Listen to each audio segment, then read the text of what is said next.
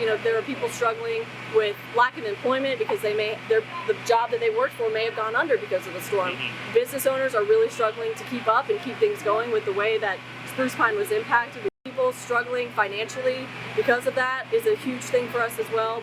And where folks have the resources, the community has been wonderful in coming together and start getting stuff moving. But the needs are everywhere. Yeah, and what do you think of this festival? It seems to be kind of it's almost awesome. like an impromptu kind of thing. Yeah, it's awesome. Yeah. And again, just like being involved in the community, ARP doesn't necessarily have any reason to set up here, and but it's because of our connections in the community and that our community is looking out for us that we got invited to be out here today and to share some of what we're doing, sell shirts, raise funds, and just be here out with our volunteers, which is a blessing that we're able to be a part of that.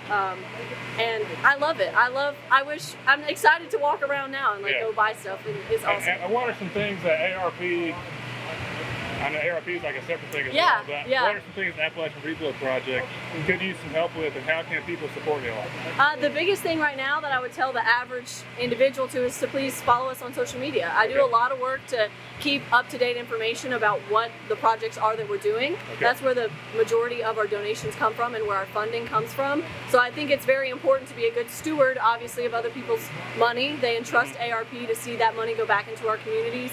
So I do a lot of work to keep our social medias up to date and to continue spreading relatively, right here, what's happening right now about in our communities, giving a voice to some of those people, and I think just maintaining relevance and letting people know where our communities are still at post-Helene, because it's not the same as Boone, it's not the same as Asheville.